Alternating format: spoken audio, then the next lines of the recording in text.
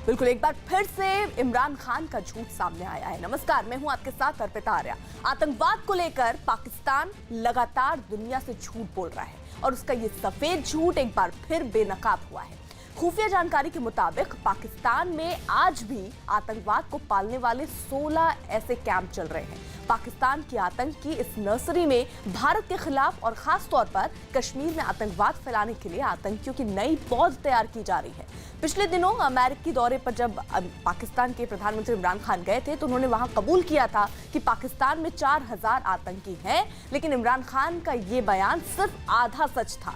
हकीकत ये है कि पाकिस्तान में 16 आतंकी कैंप हैं जो पाकिस्तान में मनशेरा, मुजफ्फराबाद, कोटली, मुरिदके, बहावलपुर, बालाकोट में आतंकी कैंप चला रहे हैं। बालाकोट में ही फरवरी में भारतीय वायुसेना ने आतंकी ठिकानों पर एयर स्ट्राइक की थी। इसके बावजूद पाकिस्तान के रुख में कोई बदलाव नहीं आया। खुफिया जानकारी के मुताबिक लश्कर-ए-तौयबा अब करीब 20 साल पुराने आतंकी संगठन अल बुराक और जैश अल उमर मुजाहिदीन के जरिए कश्मीर में आतंकी घटनाओं को अंजाम देने की फिराक में है।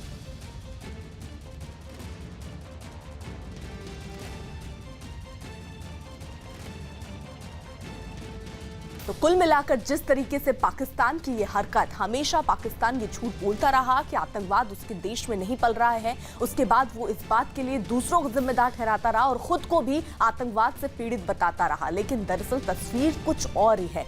कुछ खास सहयोगी हमारे साथ जुड़ रहे हैं। दिल्ली के विजय चौक से संदीप बोल हमारे साथ जुड़ चुके हैं और श्रीनगर से रिफत अब्दुल्ला हमारे साथ जुड़ चुके हैं। संदीप, जिस तरीके के इनपुट्स मिल रहे हैं, पाकिस्तान और वहां की जो आतंकी हैं, क्या मंशा है उनकी? देखिए, मंशा तो साफ है कि किसी भी तरीके से जम्मू कश्मीर में दाखिल हुआ जाए और वहाँ पे जो है स्थिति को ख़राब किया जा सके। अगर हम लोग बात करें पिछले पूरे साल भर तक की हम लोग बात करें तो 100 से भी ज़्यादा आतंकियों को ढेर किया है सुरक्षा बलों ने, लेकिन एक भी घुसपैठ की कोशिश को सफल होने नहीं दिया है सुरक्षा बलों ने। सिर्फ पिछले अब तक जो है जनवरी से लेकर अब तक सिर्फ 2 कोशिशें हुई हैं जिनको कि विफल कर दिया गया है। तो इस वक्त डेस्पिरेशन है बहुत ज़्यादा और पहले से ही जो सिक्योरिटी फोर्सेस इस बात को इंडिकेट कर रहे थे कि इमरान खान के जो अमेरिका दौरा है उससे पहले सब कुछ शांत रहेगा, लेकिन जैसे अमेरिका दौरा पूरा होगा उसके बाद एक बार फिर से इस तरीके की गतिविधियां तेज़ होंगी। और वही हमने देखा किस तरीके से सीज फायर वायलेशन लगातार पाकिस्तान की तरफ से हो रहा है। यहाँ तक कि आर्टिलरी तक का इस्तेमाल किया जा रहा है। और ये अगर सुरक्षा जो जानकार हैं उनकी माने तो उनका ये कहना है कि ये अभी 1-2 महीने और चलेगा, क्योंकि FATF की बैठक जो है वो अक्टूबर में होनी है। उससे पहले जो है 1 महीने पहले तक इस तरीके की कार्रवाई लगातार चलेगी। लेकिन सेना प्रमुख ने भी साफ किया है कि 16 अलग अलग आतंकी कैंप जो है वहाँ पे इस वक्त एक्टिव हैं।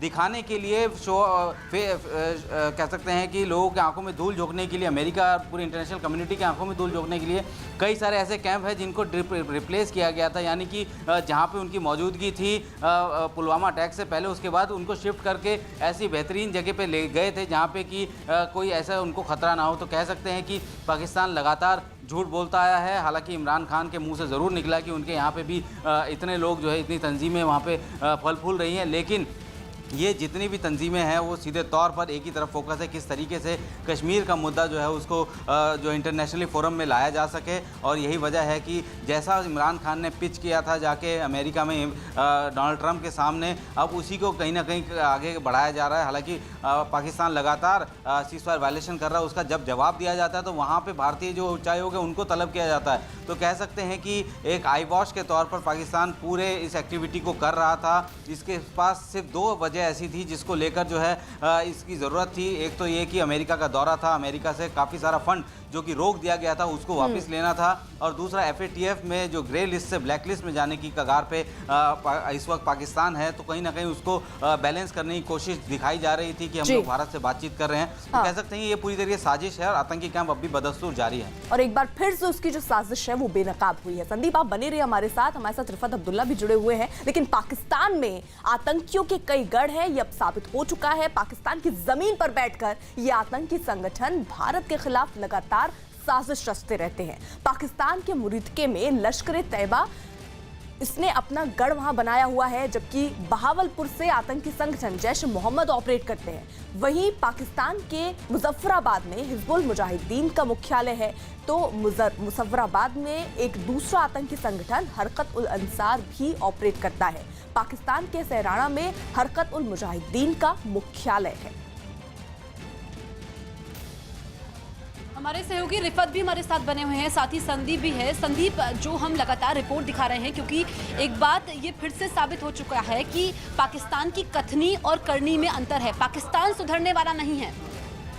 बिल्कुल, देखिए पाकिस्तान से सुधरने वाला नहीं है, उसके ऊपर चौतरफा दबाव है। एक तो वहाँ की अर्थव्यवस्था बिल्कुल चरमरा चुकी है, वहाँ पे जो है लोगों को खाने के लिए नहीं है। लेकिन अगर अंतर खाने की बात बताऊँ, वहाँ के जो सेना प्रमुख उन्होंने कहा था कि वो इस बार जो है किसी भी तरीके का बजट जो है सैन्य बजट को नहीं बढ़ाएंगे, लेकिन अंदर खाने तकरीबन 26% बजट जो है उनका बढ़ाया गया है। सेना का बजट जो है वहाँ पर, यही नहीं वहाँ जितने भी अफसर हैं उन लोगों की तनख्वाह भी जो है तकरीबन 10% बढ़ाई गई है, जवानों की नहीं बढ़ाई गई हैं। तो इस तरीके की चीज़ें जो हैं कहीं ना कहीं ये साफ करती हैं कि इंटरनेशनल कम्युनिटी में ये मैसेज देने की कोशिश की जा रही है कि हम जो है अपनी फ़ौज को उस तरीके से एक्टिवेट नहीं कर रहे हैं। हमारा सारा फोकस जो है वो पाकिस्तान अफगानिस्तान बॉर्डर की तरफ है, उनका फोकस इधर नहीं है। और यही वजह है कि चोरी छिपे जो है ये सारी कार्रवाई की जा रही है। भारत को भी इस बारे में पता है, इंटरनेशनल कम्युनिटी बेहतरीन तरीके से इस बात को जानती भी है कि पाकिस्तान किस तरीके से एक्ट कर रहा है। और यही वजह है कि यूएनएससी में इस तरीके से मसूद अजहर को बैन किया गया। तो कह सकते हैं कि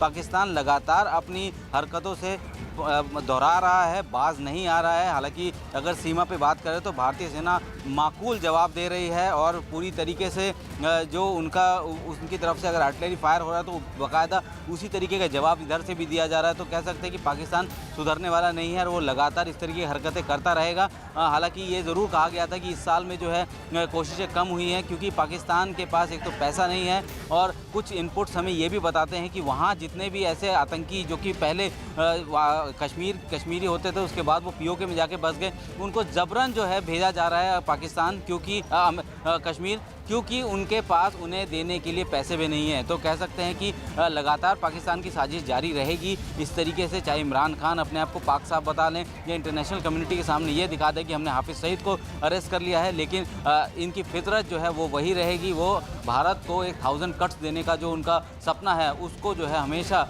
ज़मीन पर उतारने की कोशिश करते रहेंगे। बिल्कुल संदीप, बने रहिए आप हमारे साथ। रिफत भी हमारे साथ जुड़े हुए हैं। इमरान खान जरूर नए पाकिस्तान की बात कर रहे हों, लेकिन पाकिस्तान के प्रधानमंत्री का झूठ सबके सामने आ गया है। उन्होंने अमेरिका के दौरे पर खुद ये बात मानी थी कि उनके देश में 40 अलग अलग आतंकी संगठन सक्रिय थे, लेकिन उनकी सरकार बनने के बाद कई आतंकी संगठनों पर ठोस कार्रवाई की गई। We had created these jihadi groups in the 80s. We had indoctrinated them in the idea of jihad. That foreign occupation in Afghanistan, it was a religious duty to fight them. So all these groups, including Al-Qaeda, had arrived in Pakistan. All the political parties then signed a paper called the National Action Plan. And we all decided after that that we will not allow any militant groups to operate inside Pakistan. Until we came into power, the governments did not have the political will, because when you talk about the militant groups, they still have about 30 to 40,000 armed people who have been trained and in some sort of a theater, who fought either in Afghanistan, maybe in Kashmir. हमारे सहयोगी लगातार हमारे साथ बने हुए हैं, संदीप और रिफत। हम संदीप के पास चलते हैं। संदीप, हम 23 जुलाई का इमरान खान का बयान भी सुना रहे थे और इमरान खान अमेरिका जाकर के मध्यस्थता की बात करते हैं, लेकिन एक तरफ वो आतंकवाद को बढ़ावा दे रहे हैं और उनके देश में आतंकवाद की फैक्ट्री चल रही है। ये बात फिर से दुनिया के सामने आ चुकी है।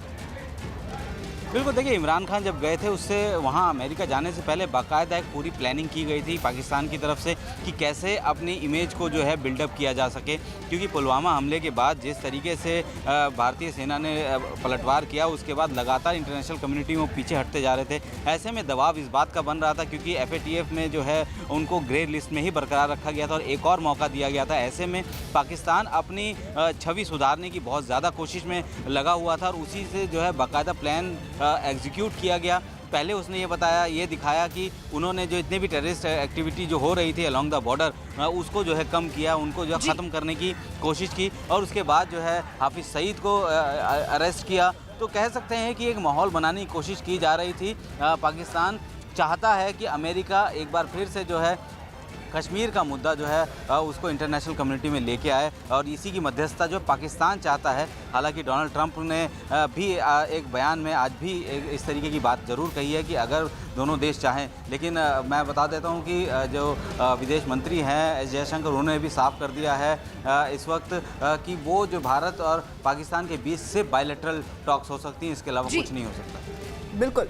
हमारे साथ रक्षा विशेषज्ञ प्रफुल्ल बख्शी भी इस वक्त जुड़ चुके हैं। प्रफुल्ल साहब, जिस तरीके से पाकिस्तान की नीयत है वो हमेशा साफ होती रही है।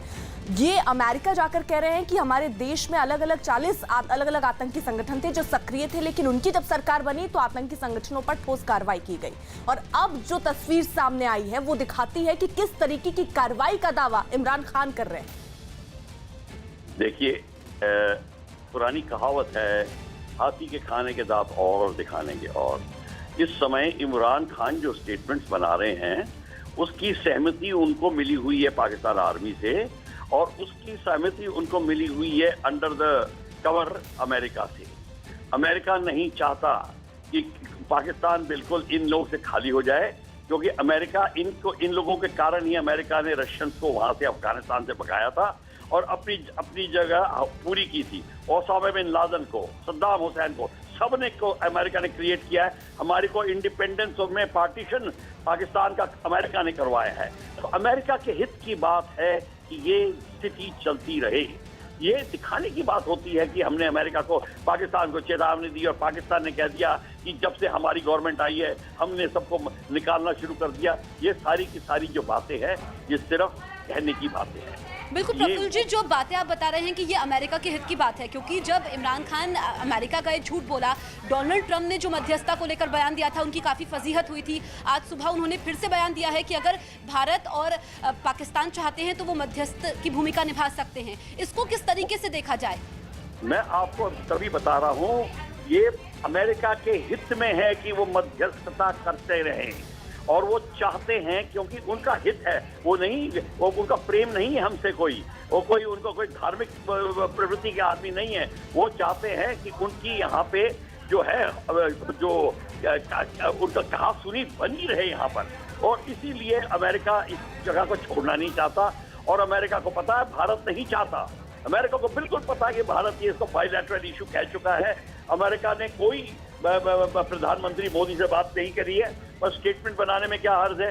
वो तो कोई भी स्टेटमेंट बना देता है और मीडिया उसको छाल देती है। तो सारी की सारी उसको पता है कि उसको हर जगह माइलेज मिलेगी, और ये माइलेज ले रहा है वो इस बात से। तो ये हमारे हित की बात नहीं है। मैंने आपको दोबारा बताया, यहाँ तक कि हमारी पार्टीशन अमेरिका ने कराई है, क्योंकि अमेरिका के हित में था कि पाकिस्तान का वो हिस्सा उसके हाथ में आए जहां से वो ऑपरेट कर सकता है। गिलगित, हुंजा, स्कार्दू, सारी जगह उनके पास में एयरफील्ड वगैरह सारे हैं। तो वो नहीं इस बात को छोड़ेगा, और अमेरिका यही बात करता रहेगा। भारत के हित में ये है कि अमेरिका को अनसुनी करे बिल्कुल, और कोई उससे कोई गुस्से का जवाब ना दे, कोई कुछ ना करे, बिल्कुल अनसुनी कर दे। अमेरिका अपने आप रास्ते में आएगा। जी, बहुत बहुत शुक्रिया प्रफुल्ल बख्शी साहब जुड़ने के लिए हमारे साथ। उधर जम्मू कश्मीर के शोपिया में सुरक्षा बल और आतंकियों के बीच मुठभेड़ हो गई। बताया जा रहा है कि सुरक्षा बल के जवानों ने 2 आतंकियों को घेर लिया। दोनों तरफ से एक दूसरे पर फायरिंग की जा रही है। आतंकियों से मुठभेड़ में एक जवान के घायल होने की भी खबर है। इसके अलावा आतंकियों ने शोपिया में जाहीन बाग इलाके में आईईडी के जरिए सेना की गाड़ी को भी निशाना बनाया है। रिफत अब्दुल्ला हमारे साथ लगातार जुड़े हुए हैं। रिफत, क्या ये जो मुठभेड़ है वो अभी भी चल रही है? देखिए, अभी लगातार मुठभेड़ चल रही है, क्योंकि ऑपरेशन रात के दौरान शुरू किया गया था। 1 बजे के करीब फायरिंग का सिलसिला शुरू हुआ, और उसके बाद जो है सुबह जो ही रोशनी आई फायरिंग में मजीद इजाफा हुआ। अभी भी लगातार ऑपरेशन जारी है। 2 फौजी जवान घायल हो गए, जिनमें से एक की हालत गंभीर बताई जा रही है। उनको फौरन शिफ्ट किया गया था आर्मी बेस हॉस्पिटल, और इस बीच वहाँ पे ही एक आर्मी की गाड़ी जा रही थी तो आईईडी ब्लास्ट किया मिलिटेंटों ने, और उसमें आईईडी से जो है गाड़ी को नुकसान पहुंचा। हालांकि किसी की घायल होने की कोई खबर नहीं है, क्योंकि ये जो गाड़ी होती है बुलेट प्रूफ गाड़ी होती है, कैस्पर जिसे बताते हैं, उस पर हमला हुआ। मिलिटेंटों ने कोशिश की थी उस गाड़ी को उड़ाने की, लेकिन गाड़ी जो है काफ़ी मजबूत होती है तो गाड़ी को मामूली नुकसान पहुंचा है। तो अभी 2 चीज़ें हैं, एक तो जो आईईडी ब्लास्ट हुआ है शोपियां में, और साथ ही जो एनकाउंटर अभी भी लगातार जारी है। उसमें बताया जा रहा है कि शायद 2 मिलिटेंट जो जैश के बताए जा रहे हैं, अभी प्रिलिमिनरी इंफॉर्मेशन जो मिली है वो वहाँ पे छुपे हुए हैं और उनके साथ मुठभेड़ जारी है। आर्मी का एक जवान जो है गंभीर रूप से घायल है और दूसरा जो है माइनर इंजर्ड हुआ है। तो बिल्कुल जिस तरीके से ये जानकारी रिफत हम तक पहुंचा रहे हैं, बहुत बहुत शुक्रिया रिफत आपका भी। संदीप भी हमारे साथ जुड़े हुए थे, बहुत बहुत शुक्रिया आपका भी। इस बीच इस मुद्दे को लेकर राम माधव क्या कुछ कह रहे हैं ये आपको बताते हैं।